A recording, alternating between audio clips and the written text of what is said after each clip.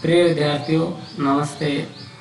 आज हम छायावादी कवि सूर्यकांत त्रिपाठी निराला द्वारा रचित बादल राग कविता पर बात करेंगे। इससे पूर्व हम निराला जी द्वारा रचित तोड़ती पत्थर, समय निर्जय बह गया है, जूही की कली आदि कविताओं पर बात कर चुके हैं।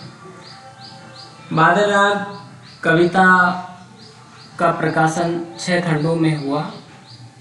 आपके पाठ्यक्रम में बादल राग का 6वां खंड संकलित है और बादल राग कविता का प्रकाशन कलकत्ता, जो अब कोलकाता बोला जाता है, उससे कोलकाता पश्चिमी बंगाल से प्रकाशित होने वाली साप्ताहिक पत्रिका मतवाला के जुलाई, अगस्त, सितंबर 1924 के कुल 6 अंकों में हुआ। इस प्रकार बादल राग कविता का रचना काल 1924 है। ये कविता बाद में निराला जी के काव्य संग्रह परिमल में संग्रहित हुई। रचना काल की दृष्टि से बादल राग कविता छायावादी युग की कविता है, लेकिन छायावादी दौर की कविता होने के बावजूद भी इस कविता का स्वर प्रगतिवादी चेतना से अनुप्राणित है। हिंदी साहित्य में प्रगतिवादी काव्य धारा की शुरुआत 1936 ईस्वी से मानी जाती है, लेकिन निराला जी में छायावाद के शुरुआती वर्षों से ही यथार्थवादी चेतना के स्वर दृष्टिगत होते हैं। प्रगतिवादी चेतना के स्वर देखने को मिलते हैं और ये कविता इस बात का प्रमाण है, सबूत है। प्रगतिवादी काव्य धारा के बारे में आपने पिछले वीडियो में पढ़ाई है कि ये काव्य धारा मार्क्सवादी विचारधारा से प्रभावित है और मार्क्सवाद पूंजीवाद के कारण उत्पन्न वर्ग भेद, पूंजीवाद के कारण समाज में 2 वर्ग बन गए थे, शोषक वर्ग और शोषित वर्ग, और उनके बीच गहरी आर्थिक और सामाजिक खाई थी। तो पूंजीवाद के कारण उत्पन्न उस वर्ग भेद और सामाजिक विषमता को खत्म कर सर्वहारा यानी शोषित, पीड़ित किसान और मजदूरों के उत्थान की बात करती है मार्क्सवादी विचारधारा। और इसी के फलस्वरूप साहित्य में, हिंदी साहित्य में जिन कविताओं में सामाजिक विषमता का विरोध, सामाजिक विषमता के उन्मूलन के लिए क्रांति की आवश्यकता पर जोर, शोषक वर्ग के प्रति आक्रोश, विद्रोह का भाव और शोषित वर्ग के प्रति सहानुभूति का भाव अभिव्यक्त हुआ है, वो प्रगतिवादी चेतना से अनुप्राणित कविताएं मानी जाती हैं। प्रगतिवादी काव्य धारा जो है शोषणकारी पूंजीवादी व्यवस्था के उन्मूलन के लिए, समूल उन्मूलन के एक ऐसी क्रांति की आवश्यकता पर जोर देती है जिसमें शोषक वर्ग पूरी तरह से विनष्ट हो जाए, समाप्त हो जाए, मिट जाए और शोषित वर्ग को उन्नति व उत्थान के पर्याप्त व समान अवसर उपलब्ध करवाने वाले नई व्यवस्था का सृजन हो। तो प्रगतिवादी कविताओं में एक ऐसी क्रांति की आवश्यकता बताई जाती है जो वर्ग भेद पर आधारित पूंजीवादी व्यवस्था को में आमूल चूल परिवर्तन कर उसे पूरी तरह से बदल दे, और इसके लिए पुरातन जो व्यवस्था है शोषण पर आधारित, उसका संहार होना आवश्यक है और उसके उपरांत नई व्यवस्था का सृजन जिसमें दलितों, किसानों और पीड़ितों को भी अपने उत्थान के अवसर प्राप्त हो आवश्यक है। तो बादल जो है उसमें सृजन और संहार दोनों की क्षमता है, जहां वो अपने जल वर्षण के द्वारा सृष्टि में पौधों के फसलों का नव सृजन करता है, वहीं वज्रपात से, ओलावृष्टि से, अतिवृष्टि से वो संहार भी करता है, अपना विनाशक रूप भी दिखाता है। और क्रांति में भी सृजन और संहार आवश्यक है। इसीलिए इस कविता में निराला जी ने बादल को संबोधित किया है, और बादल जो है यहाँ पर क्रांति का दूत बताया है, जो किसानों के लिए उल्लास और निर्माण, नव सृजन, नव जीवन का अग्रदूत है, तो मजदूरों के लिए क्रांति और बदलाव का सूचक है। तो बादल को संबोधित इस कविता को हम देखते हैं।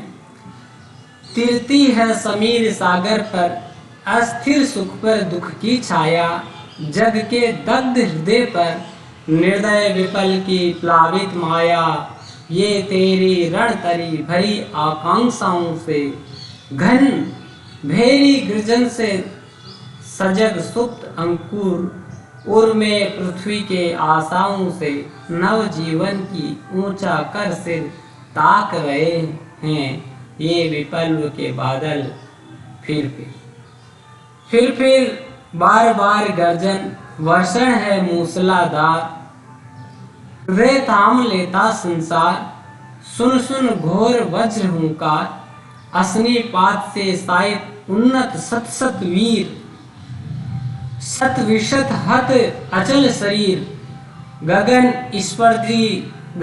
स्पर्शी स्पर्धा धीर, हंसते हैं छोटे पौधे लघुभार, सस्य अपार, हिल हिल खिल खिल हाथ हिलाते, तुझे बुलाते, विफल बर्फ से छोटे ही हैं शोभा। इसमें कवि निराला ने बादल को एक युद्ध नौका के, एक जलपोत है जो हथियारों से पूरी तरह से लैस है, और उसके हथियार गर्जन है, वर्षण है, ओलावृष्टि है, वज्रपात है, ये उसके हथियार है। तो कवि नौका के रूप में उसकी कल्पना करते हुए, युद्धपोत के रूप में उसकी कल्पना करते हुए कहता है कि तिरती है समीर सागर पर, ये तेरी रणतरी की, तृतीय रंगते ना, और समीर हवा, सागर, हवा को आकाश का रूप दिया। बादल की जो नौका है वह हवा रूपी सागर पर तैरती है। बादल जो है वो पवन के द्वारा ही एक स्थान से दूसरे स्थान तक पहुंचाए जाते हैं, हवा के माध्यम से वो इधर से उधर उड़ते हैं। तो उसको कवि ने कल्पित किया है कि वो जैसे हवा रूपी सागर पर चलने वाली एक नौका है, तैरती है समीर सागर पर, और वो नौका कैसे तैर रही है, अस्थिर सुख पर दुख की छाया। जिस प्रकार से नाशवान क्षणिक सुखों पर दुख की छाया मंडराती रहती है, उसी प्रकार बादल की नौका समीर हवा पवन रूपी सागर पर तैरती है। यहाँ पर कवि ये कहना चाहता है कि सुख जो है वो नाशवान है, क्षणिक है, और उन पर दुख का साया हमेशा मंडराता रहता है। सुख को अस्थिर कवि पूंजीपतियों के अर्थ में भी कहना चाहता है कि पूंजीपतियों के जो सुख है अस्थिर है, जैसे ही क्रांति आती है तो उनका सुख जो है वो दुख में बदल जाता है। तो और पूंजीपतियों की शासन व्यवस्था, शोषकों की शासन व्यवस्था के खिलाफ क्रांति की जो छाया है उसका वो हमेशा मंडराती रहती है। जग के दग्ध हृदय पर निर्दय विपल की प्लावित माया। बादल किस तरह से तैरता है उसकी एक कल्पना तो अस्थिर सुख पर दुख की छाया से की है कवि ने। दूसरी स्थिति उसके तैरने की वर्णित उपमित करते हुए कवि कहता है कि जिस तरह से जग के दग्ध हृदय, दग्ध यानी जले हुए, हृदय यानी, अब यहाँ संसार के जले हुए हृदय से आस है संसार के शोषित पीड़ित लोगों के हृदय में निर्दयी विपल्प, विपल्प यानी क्रांति, और प्लावित, प्लावन यानी डूबना, प्लावित डूबी हुई।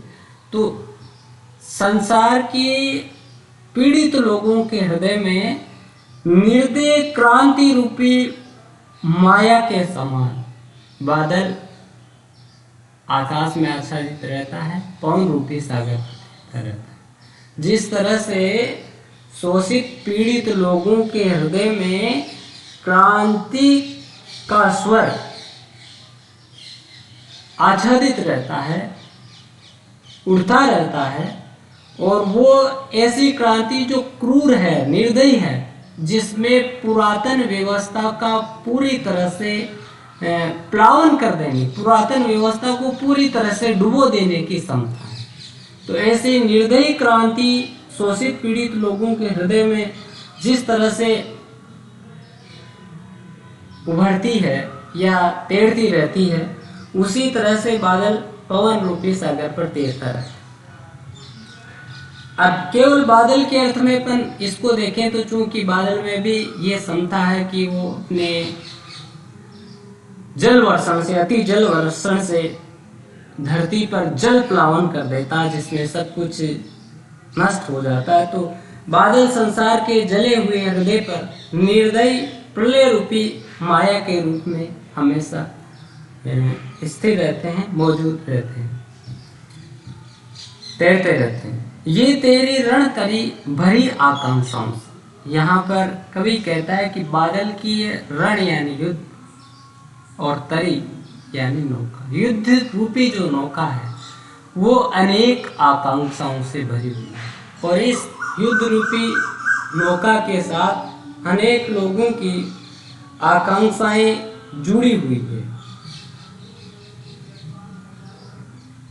घन भेरी गर्जन से सजग सुप्त अंकुर उर्मे पृथ्वी के आशाओं से नव जीवन की ऊंचा कर सिर ताक रहे हैं ये विकल्प के बादल।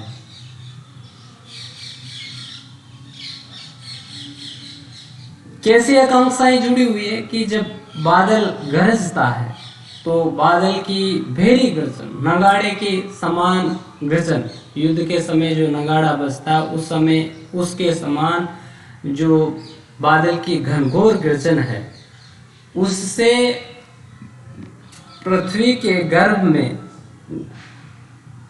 सोए हुए सुप्त अंकुर जो है वो सजग हो जाते हैं।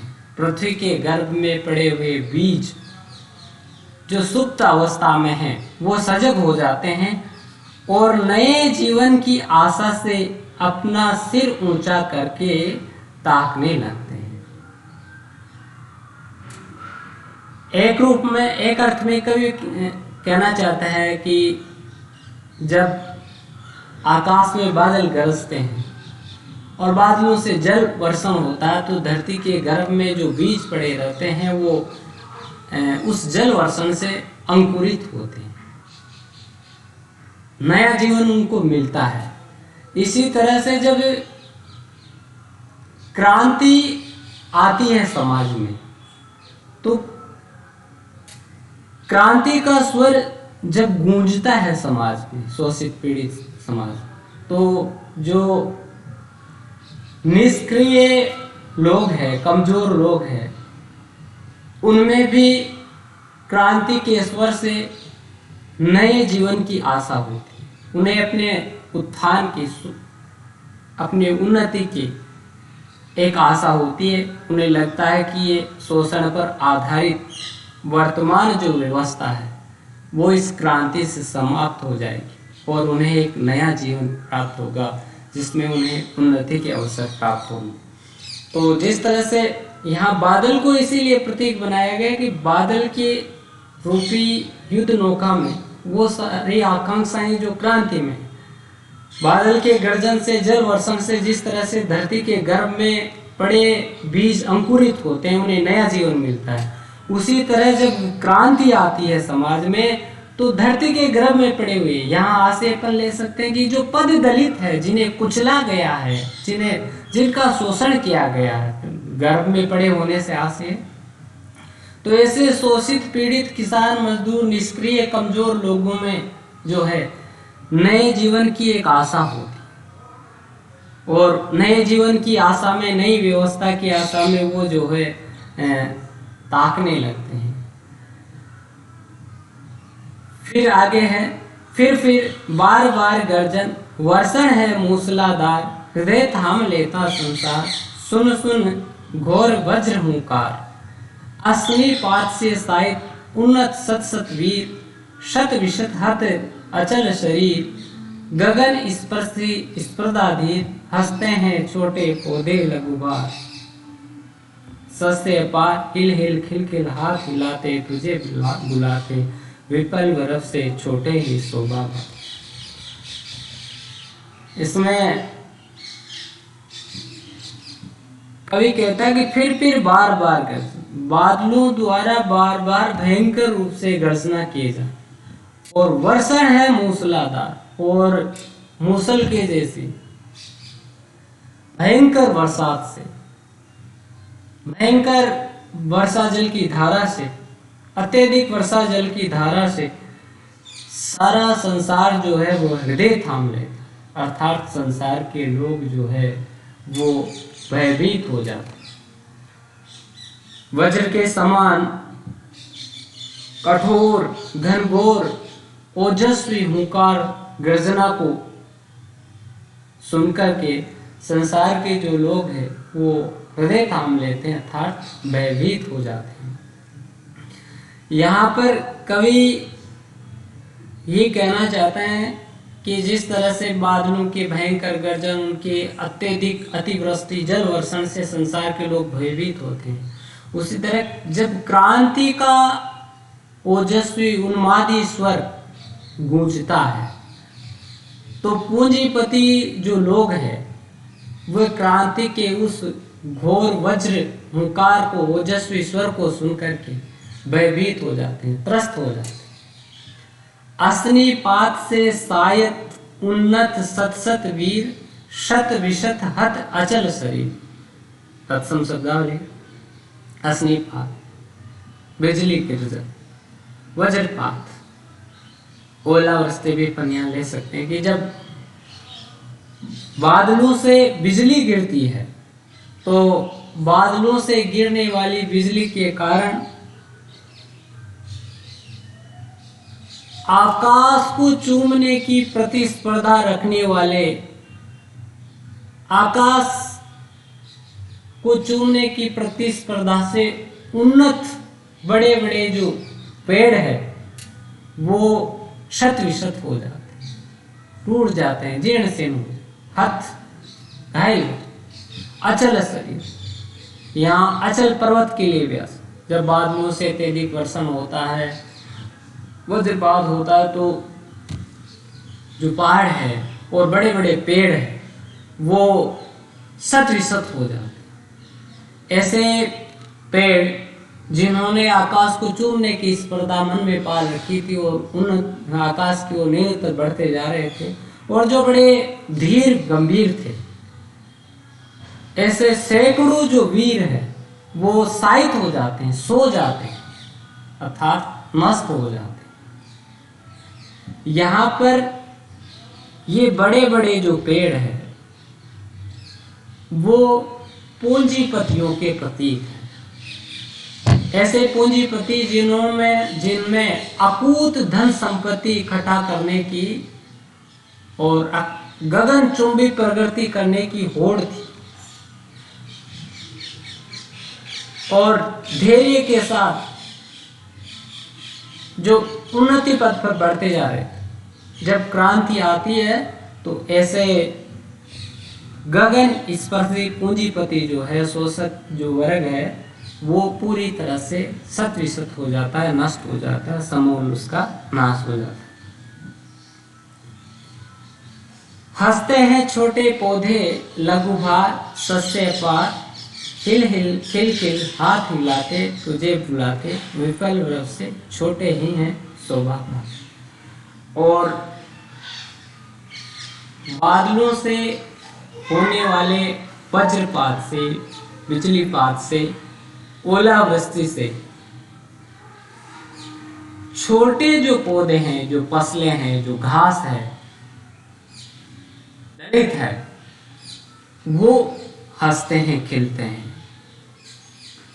अपार सस्य यानी फसलें, अपार जो फसलें हैं वो आपस में हिल हिल करके मानो खिलखिलाते हुए हाथ हिलाते हैं और उस बादल को बुलाते रहते हैं, तुझे बुलाते विपल विरव से, विपल यानी क्रांति के स्वर से, क्योंकि छोटों की ही शोभा होती है। लघु भार, जिनका भार जो है वो लघु है, तो छोटे जो पौधे हैं, फसलें हैं, घास है, उस पर बादलों द्वारा होने वाले अत्यधिक जल वर्षण या वज्रपात का, बिजलीपात का फर्क नहीं पड़ता है।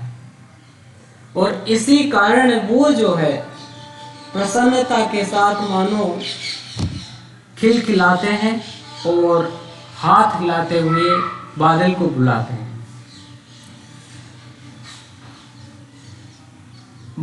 जब भी आंधी आती है, अतिवृष्टि होती है, वज्रपात होता है, तो बड़े पेड़ ही उखड़ते हैं, बड़े पेड़ ही टूटते हैं, छोटे पौधों को नुकसान नहीं होता।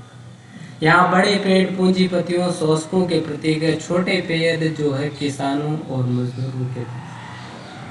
और क्रांति जब आती है तो किसान और मजदूर जो है उसका बड़ी प्रसन्नता के साथ स्वागत करते हैं, क्योंकि उन्हें इससे नुकसान नहीं होता, बल्कि एक नई व्यवस्था का सृजन होने से, शोषणकारी व्यवस्था का अंत होने से उत्थान और उन्नति के अवसर प्राप्त होते हैं। तो इस कविता में छोटे पौधे दलितों शोषितों के प्रतीक हैं और बड़े पौधे जो है वो पूंजीपतियों, शोषकों के प्रतीक है। बादल जो है वो क्रांति का। कविता में मानवीकरण अलंकार है, बादलों का मानवीकरण किया गया है, पेड़ों का मानवीकरण, प्रतीकात्मक शैली है और रूपक अलंकार भी है, जैसे समीर, सागर। पौधों को भी हिलाते हुए, हाथ हिलाते हुए, खिलखिलाते हुए, हिलाते हुए खिलखिलाते हुए बताया गया। तो यहाँ भी मानवीकरण है। हिल हिल खिलखिल में पुनरुक्ति प्रकाश भी है और सांकेतिक और प्रतीकात्मक शैली इसमें प्रयुक्त हुई है। बादल को संबोधित किया गया है। धन्यवाद। इसका अगला जो शेष अंश है वो हम अगले वीडियो में देखेंगे।